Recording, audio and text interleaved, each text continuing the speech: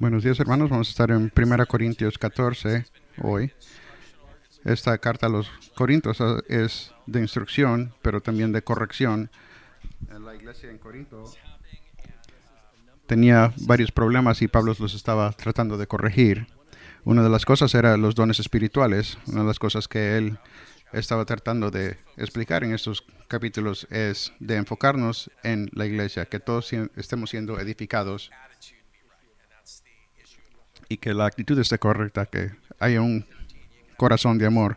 Si vemos el capítulo 13, dice que podemos tener todos los dones, pero si no tenemos amor, es absolutamente nada. Empezando en el capítulo 14, habla de el don de hablar en lenguas y el don de profecía, y habló de qué tan valuable era la profecía, y que lo principal era que la persona entendiera lo que está siendo dicho, y la idea era, el propósito era que todos seamos edificados. El capítulo 14 habla todavía de la profecía y de las lenguas, pero habla que la profecía es más valiosa para el creyente porque el creyente puede discernir lo que quiere decir, pero que también tiene provecho para el no creyente. Y eso es lo que va a decir empezando en el versículo 20, mientras habla de la profecía. Y recuerda lo que es la profecía si miramos en 1 Corintios 14:3, pero el que profecía habla de edificación, exhortación y consolación a los hombres.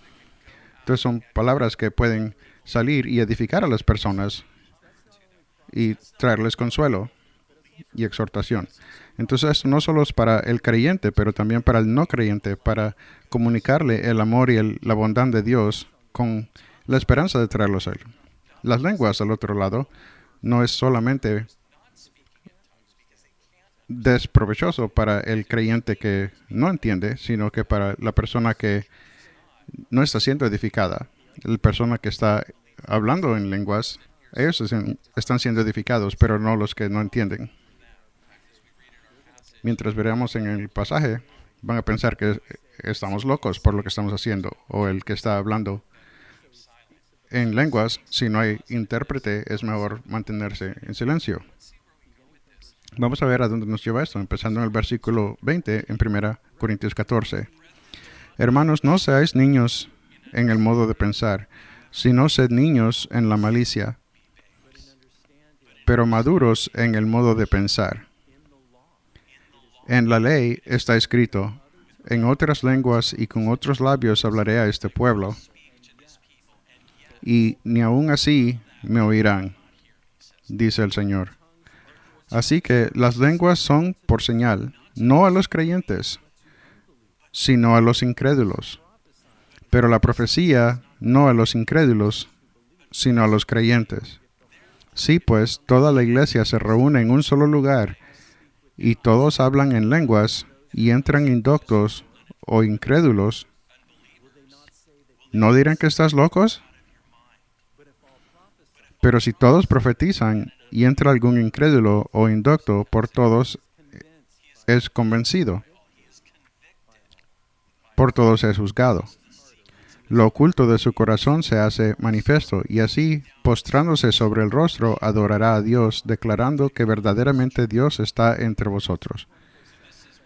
Esta es una de estas secciones que mencioné la semana pasada que puede ser un poco difícil, porque parece que está diciendo una cosa, pero parece que está diciendo lo opuesto al mismo.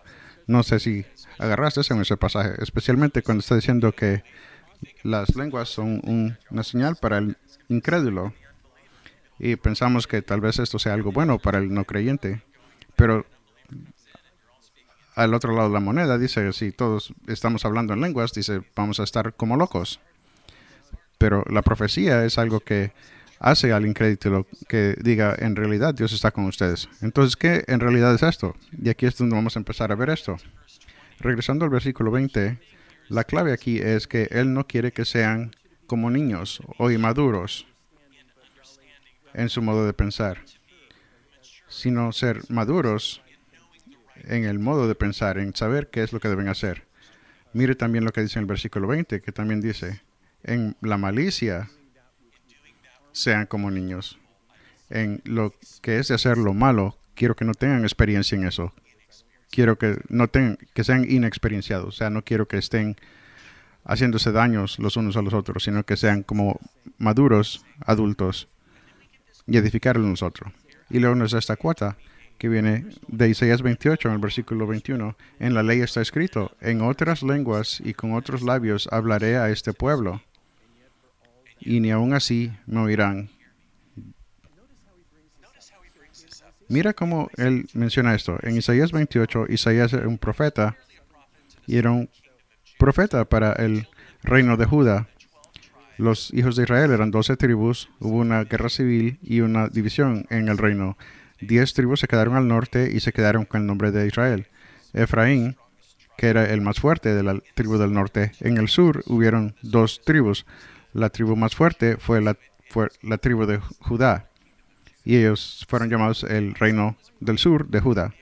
Isaías era un profeta primariamente al reino del sur de Judá, pero también fue profeta para el reino del norte. Y durante ese tiempo él estaba diciendo a las personas, regresa al Señor. Cuando hablamos de la infidelidad de los hijos de Israel, no es de decir que tal vez no hacían esto, no hacían lo otro, sino que ellos totalmente abandonaron a Dios y totalmente no eran fieles a Él. Y los profetas eran fieles y les decían, tienen que regresar a Dios, tienen que arrepentirse y regresar a Él, o va a venir juicio a ustedes. Entonces aquí es de donde viene este versículo. Con hombres en otras lenguas y con otros labios hablaré de este pueblo. Y de quien está hablando son los asirios.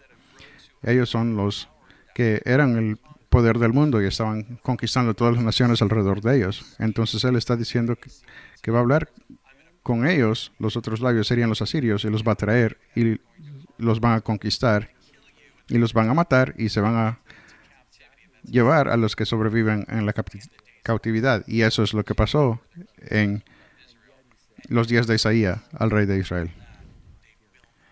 Y dice, y ni aún así me oirán, aún no se arrepentirán de sus pecados. Entonces, en realidad, lo que está diciendo aquí es que este será el juicio que va a venir a las personas. Las personas que hablaron en otras lenguas eran los asirios. Y el juicio que viene sobre la gente. Pero para ver lo que dice en la ley está escrito, él está hablando en Isaías aquí, pero lo dice en la ley, en un sentido específico, sería lo que Dios le dio a Moisés en el monte Sinaí, los 10 mandamientos, como está escrito en Éxodos y en Deuterónimo, con las otras leyes que vinieron. En un sentido más grande, nos referiríamos a la ley como los primeros 5 libros de la Biblia. En hebreo se dice el Torah. Son los libros que escribió Moisés, o el Pentateuco, los primeros 5 libros que escribió Moisés. Pero creo que en un sentido más amplio, la ley es el Antiguo Testamento, donde Dios está hablando de su voluntad a través de su palabra. Y los profetas. Se podría decir que la ley incluiría todo ese pasaje. Pero mira lo que dice aquí. El profeta Isaías está regresando a la ley y diciendo lo que Dios le dijo a Moisés en Deuteronomio 28. Deuteronomio 28, 49 es uno de los pasajes donde Jehová dice, vas a tener bendición si me obedeces, pero vas a ser juzgado si me desobedeces. Y es un capítulo muy largo y es muy específico. Y es específico, si desobedeces, eso es lo que te va a pasar. Si obedeces, esto te va a pasar. Y una cosa que dice en Deuteronomio 28:49, dice, Jehová traerá contra ti una nación de lejos, del extremo de la tierra, que vuele como águila, nación cuya lengua no entiendas. Y esta nación que habla este idioma diferente, va a venir contra ti. Y continúa diciendo que va a ser conquistado y el remanente será llevado a cautividad. Entonces, Isaías está mencionando esto de la ley. Pero algo interesante, que unos cuantos siglos después de Isaías, Jeremías también hace lo mismo y dice otra vez Deuteronomio, y dice lo mismo, que vendrá una nación de lejos que habla una lengua que no entiendes, o un idioma diferente. Y eso es lo que le pasó al reino de Judá cuando llegaron los de Babilonia y destruyeron la ciudad, el templo de Salomón, mataron muchas de las personas y llevaron al remanente a la cautividad. Entonces, ¿qué es esto? Esto es, ¿por qué está diciendo esto Pablo esto? Es como decir que las lenguas no es algo tan bueno, es algo malo, es una señal de juicio. Y yo lo miro como que si él está diciendo, si ustedes corintios continúan en su inmadurez, en su egoísmo, diciendo, vamos a hacer esto y vamos a hablar en lenguas, no están edificando a los demás en la iglesia, pero eso puede hacerse una pared para un incrédulo que puede venir. Podrías poner un puente y alcanzarlos, pero en tu inmadurez estás construyendo una pared. Ellos dirían, estos están locos, yo no voy a venir aquí. Tal vez nosotros hemos tenido esa experiencia antes, que no es algo que te atrae, sino que algo que te hace confundido y te hace pensar, ¿qué está pasando aquí? Y creo que eso es donde venía Pablo. Y esto nos ayuda a reconciliar la idea de lo que pensamos que antes era algo bueno, una señal, pero también reconocer que esto puede ser una cosa mala por la inmadurez de lo que ellos estaban haciendo. Adam Clark dijo esto en su comentarista en 1 Corintios 14. Dice en Isaías 28, las lenguas extrañas no eran una bendición, sino una maldición. Pablo está advirtiendo, mirad que no sea el caso ahora, que morando en el don os olvidéis del dador. Y lo que fue diseñado para ti como una bendición puede resultarte ser una maldición. Dios puede maldecir tus bendiciones. Entonces la profecía, en la otra mano, es como una herramienta evangelista. Y eso es el trabajo del Espíritu Santo.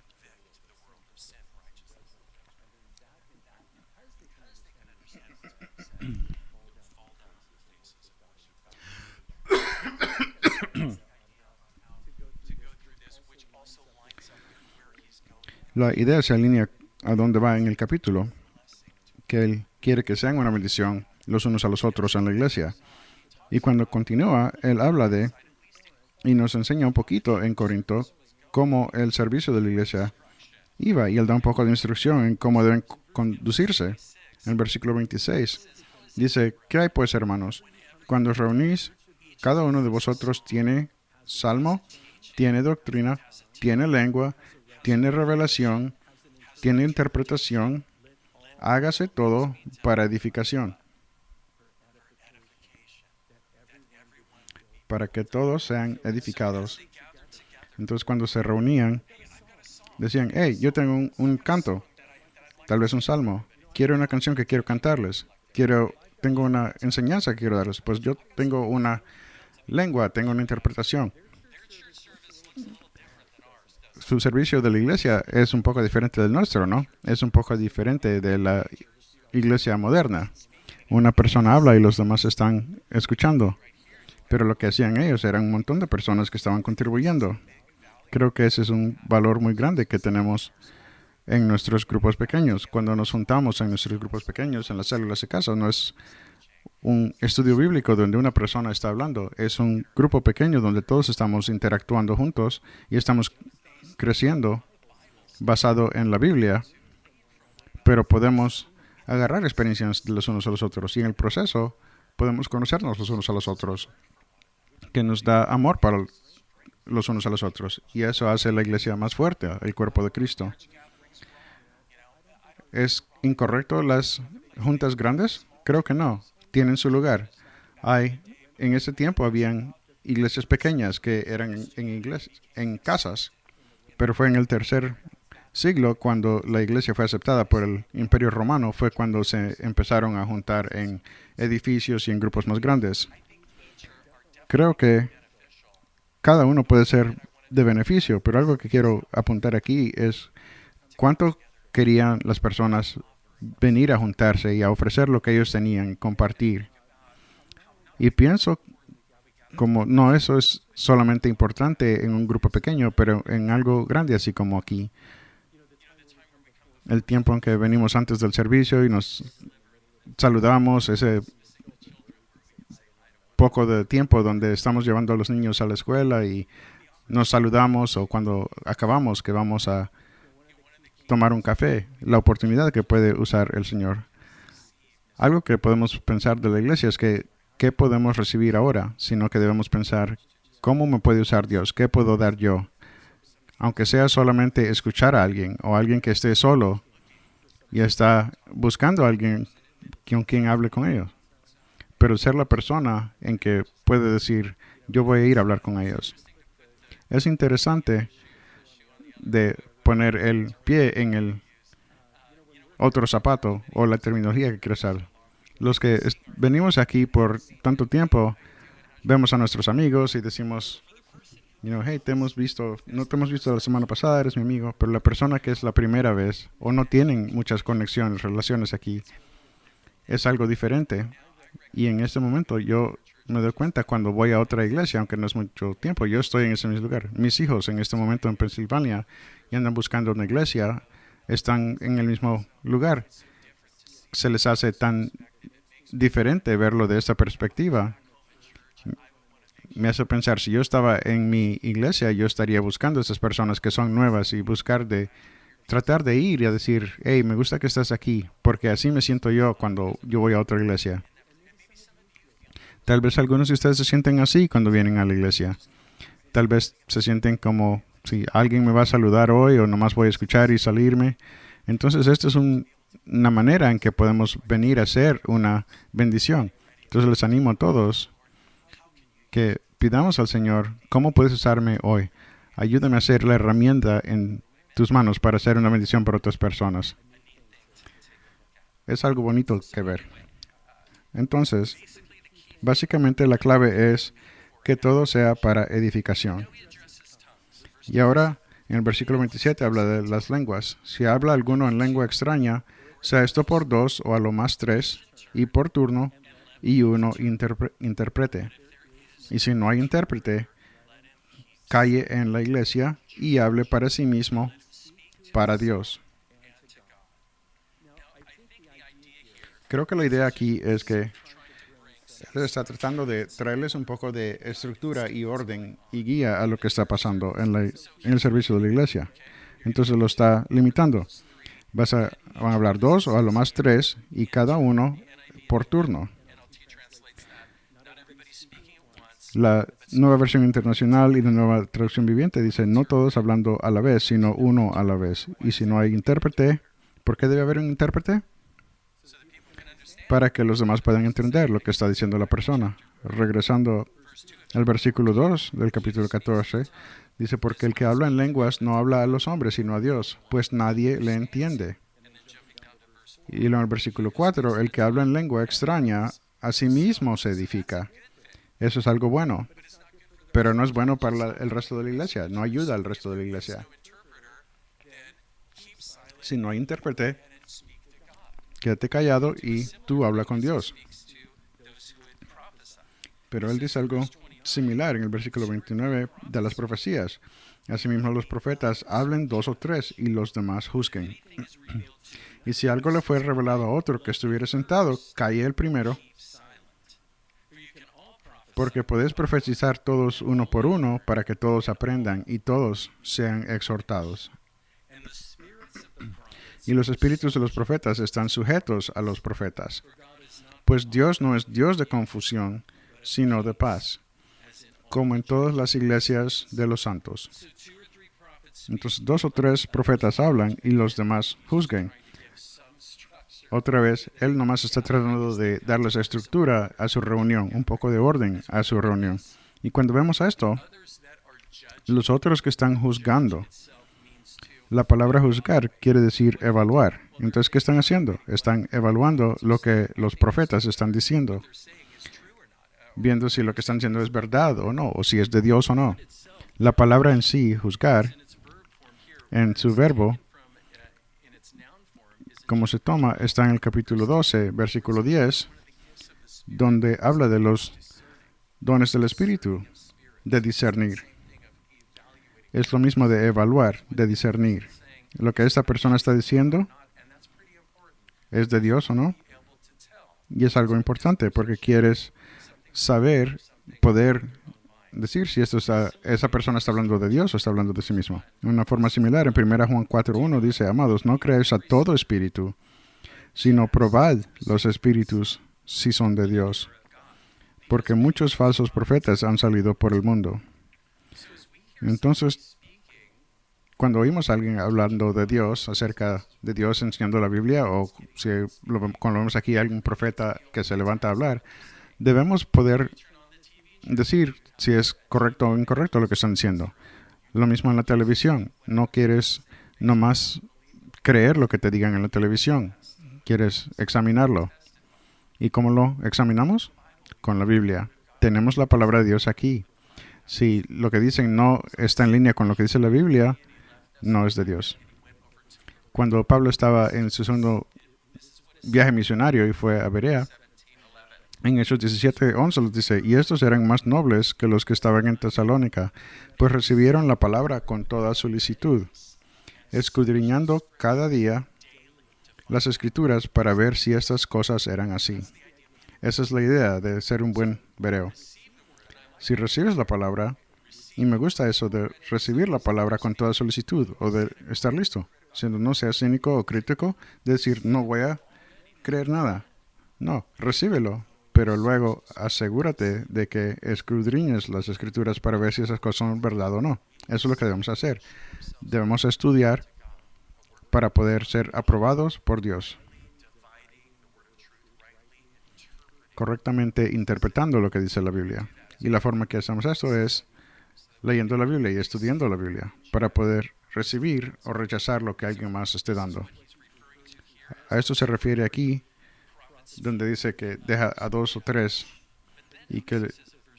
pero mira lo que dice en el 30, si algo le fuera revelado a otro que estuviera sentado, cae el primero. Entonces alguien puede decir, hey, yo tengo algo que decir, y el que está hablando dice, ok, ahora me toca a mí estar callado. Es interesante de ese tema de estar callado. Dos o 3 pueden estar hablando en lenguas, pero no hay intérprete, cállense. Si hay un profeta y otro quiere hablar, que calle el primero. ¿Por qué? Porque pueden protestar todos uno por uno para que todos aprendan y todos sean animados o exhortados. Y esta es la idea, el beneficio de todos. Y mira lo que dice en 32, y los espíritus de los profetas están sujetos a los profetas. ¿Sabes lo que quiere decir eso? Tú todavía tienes control sobre tu propio espíritu. Dios te está usando, Dios te está dando algo que decir. Todavía tienes control. Los espíritus de los profetas están sujetos a los profetas. De esa forma no podemos decir, oh, Dios vino sobre mí y nomás me puse a gritar. Tienes control. Y esa es la clave aquí, es orden. Y por eso dice, pues Dios no es Dios de confusión o de desorden, sino de paz, como en todas las iglesias de los santos. Esa es la idea aquí. Si las cosas son confusas, entonces tal vez deberíamos volverlo a ver y decir, ¿esto es en realidad de Dios o no? Porque lo que Dios va a traer es orden y paz en la asamblea. Y el deseo es que todos sean edificados. Una iglesia diferente, en un tiempo diferente, pero siempre cosas prácticas que podemos aprender nosotros. Versículo 34. Vuestras mujeres callen en las congregaciones, porque no les es permitido hablar, sino que estén sujetas, como también la ley lo dice. Y si quieren aprender algo, pregunten en casa a sus maridos, porque es indecoroso que una mujer hable en la congregación. Yo pienso que podemos sobrepasar esto y continuar en el siguiente. Pero una de las cosas que creo que es importante de aquí para nosotros no es de no decir, oh, eso es cultural, no es de solamente ese tiempo, porque esa no es la forma de interpretar la Biblia. Si vemos algo en la Biblia que es diferente de lo que vemos en nuestros días, no queremos decir, oh, es algo de la cultura de ese tiempo y eso ya no aplica a mí. Queremos verlo de, número 1, qué era la historia, el contexto historial de lo que estaba diciendo y la razón por qué se estaba diciendo, aunque fuera una cosa de cultura, pero cuál es la verdad tras esa cultura. Hablamos de eso cuando estábamos hablando de cubrir la cabeza en el capítulo 11. Y hubieron unos comentarios que quiero hacer en esto. Número uno, de tomarlo así como lo dice ahí y decir, esta es una verdad que las mujeres no deben hablar en la iglesia antes o hoy.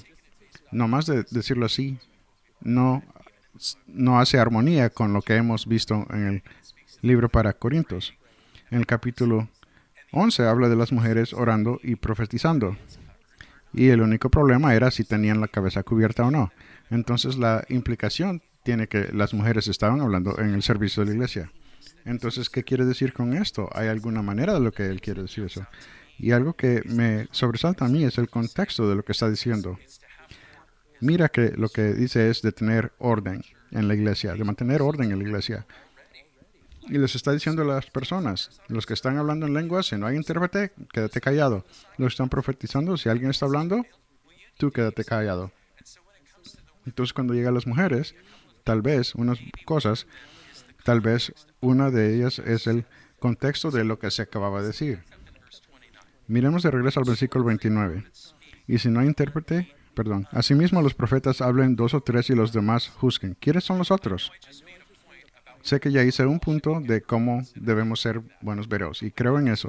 Pero en este contexto de la iglesia reunida, ¿quiénes son a los demás que están en la posición de decir eso es de Dios o no es de Dios? Les voy a decir esto.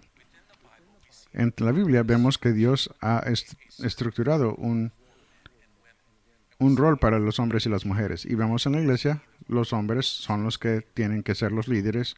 En la casa, los hombres son los que son los líderes espirituales. Aquí lo que encontré interesante fue la palabra otros, que está en el versículo o demás. Esto puede ser en el masculino o en el femenino. Es como el idioma griego funcionaba en este caso, era masculino. La referencia, yo creo, es de que los otros hombres, los demás hombres están ahí, que juzguen si estos profetas están hablando por Dios o por sí mismos. Tal vez el contexto no es para las mujeres de decir, esto es de Dios o no es de Dios. Entonces ustedes tienen que mantenerse en silencio. Y lo que diría yo con eso es lo que Pablo dice a Timoteo, en 1 Timoteo 2, del 11 al 14, la mujer aprende en silencio con toda sujeción, porque no permite a la mujer enseñar ni ejercer dominio sobre el hombre, sino estar en silencio. Porque Adán fue formado primero, después Eva, y Adán no fue engañado, sino que la mujer, siendo engañada, incurrió en transgresión. Otra vez, podemos decir, pues eso era algo cultural en ese tiempo. Algo era patriarca de esa sociedad en ese tiempo. Es diferente ahora. Pero una de las cosas que miro yo es cómo él lo toma de regreso a la creación. ¿Ves eso? Regresa hasta Adán y Eva. Hizo lo primero en 1 Corintios 11, donde está hablando la cabeza de cada mujer es hombre. ¿Recuerdas esa sección? Y lo regresó otra vez a la creación y dijo que el hombre fue el que fue creado primero y la mujer fue creada para el hombre. Y la mujer fue creada para ser compañera del hombre. Entonces él regresa a la creación y regresa a antes de la caída del hombre. Lo que habla a mí es que Dios ha diseñado orden en su creación. Y su diseño no era que uno era inferior que el otro, pero que uno tiene un rol y el otro tiene el otro rol. Y creo que eso lo vemos en la iglesia, creo que lo vemos en la casa. Porque vas a Efesios capítulo 5, miras la misma terminología, que el hombre es la cabeza, igual que Cristo es la cabeza de la iglesia, y el hombre debe ser el líder en el hogar. Pero el problema que tenemos es que a veces vemos de abuso en la casa. Yo estoy en cargo y tú harás lo que yo te digo. Cuando en realidad, ¿cuál es el ejemplo? ¿Quién es el ejemplo que ha sido puesto para nosotros? Es Jesús. Los maridos deben amar a sus esposas, igual que Cristo amó a la iglesia y se dio a sí mismo por ella. Ese es el liderazgo que el hombre debe tener en su casa. Y creo que en la iglesia también. un liderazgo de sirviente. Y otra vez, todo es de edificarnos los unos a los otros. El problema es que por el pecado vemos abuso. Y eso sería un resultado de la caída del hombre también. El abuso que trae toda esa idea del liderazgo. Él menciona la ley en esta sección también. En el versículo 34, vuestras mujeres caen en las congregaciones porque no les es permitido hablar, sino que estén sujetas como también la ley lo dice. Virtualmente cada referencia que he visto, todos regresan a Génesis 3 y lo vamos a ver ahorita. Génesis 3, versículo 16 dice, cuando Dios le dijo a la mujer las consecuencias del pecado. Le dijo a la mujer, dijo, multiplicaré en gran manera los dolores en tus preneces. Con dolor darás a luz tus hijos, y tu deseo será para tu marido, y él se enseñoreará de ti. Ese es el resultado de la maldición ahí. El dolor de tener hijos, tu deseo es para tu marido. Y la idea es de tratar de tomar su lugar, y él será el que se enseñoreará de ti. Con el pecado en el mundo es lo que vemos el abuso. Cuando la relación no funciona. Antes de la caída, vemos cómo fue diseñado. La mujer fue creada para el hombre, para ser una compañera para él. Pero ahora, con Cristo, creo que eso no quita el orden de la creación, pero le da al hombre la habilidad de ser líder como Dios quiere que seamos líderes. Y eso es lo que yo miro cuando miro pasajes como estos. Es un llamado a los hombres para que sean líderes en su casa. Ser líder en la iglesia y hacerlo con un corazón de sirviente para poder ser más como Cristo y poder comunicar y llenar ese rol que Dios tiene para nosotros. Ese es un elemento que les digo de eso, que no es algo de decir todas las mujeres tienen que estar calladas. Eso no tiene armonía con los otros pasajes. Y tal vez tiene algo que ver con el orden del servicio de la iglesia, de discernir, ¿son profetas de Dios o no de Dios? El otro elemento que quiero darles no es algo cultural, sino como algo historial de lo que estaba pasando en ese tiempo en Corinto. Tienes que recordar que era una sociedad muy pagana en ese tiempo y está en Grecia y Pablo llevó al evangelio ahí. Él estuvo con la iglesia 1 año y medio y les enseñó lo que quería decir ser cristiano y también les enseñó la libertad que tienen los hombres y mujeres en Cristo. Y era él quien decía, y esto es de Gálatas, pero dice, en Cristo ya no hay griego, ni judío, ni hombre, ni mujer, sino que somos todo uno en Cristo. No hay inferioridad. Todo es nivelado a la cruz. ¿Eso quita los roles que Dios ha diseñado? No lo creo. Pero tal vez en Corinto, tal vez estaban diciendo, hey, no hay hombre, no hay mujer, voy a hacer lo que tú haces, y tal vez no hubo esa orden que debía de estar ahí. No sabemos que Corinto estaba desordenado cuando venían a reunirse en la iglesia. Tal vez eso puede ser parte de lo que estaba pasando ahí. Voy a leer un comentario de Warren Wiersbe.